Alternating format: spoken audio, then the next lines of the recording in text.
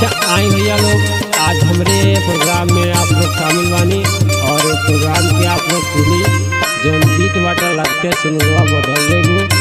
अगर आप लोग को अच्छा लगी अपने मोबाइल से 5-5 लोग के शेयर करब और एक कमेंट थोड़ा सा जरूर आप लोग।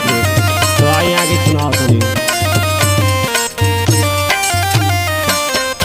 आज हमसे कहतड़ू छोड़ी ना जाइब, छोड़ी ना जाइब हो, छोड़ी ना जाइब। दूसरा के बहिया में कबो ना जाइब, भैया ना जाइब हो, भैया ना जाइब।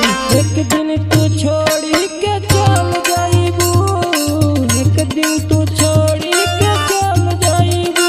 जब लागी से नुरवा बदल जाइबू, जब लागी से नुरवा बदल जाइबू।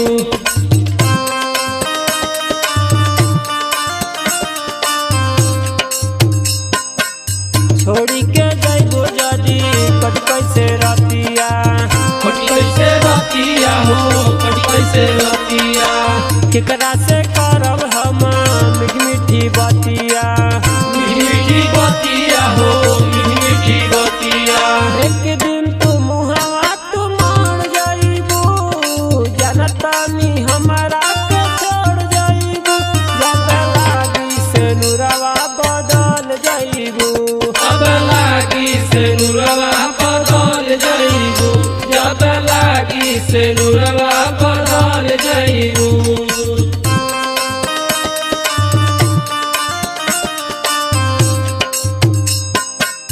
जहिया हमारो में आई बरतिया, आई बरतिया हो, आई बरतिया। हमरो हो जिंदगी के सजिया रतिया, सजिया रतिया हो, सजिया रतिया। मुहवा ना हमरो तू देख पाइबू, मुहवा ना हमरो तू देख पाइबू। जब लागी से नुरवा बदल जाइबू, जब लागी से नुरवा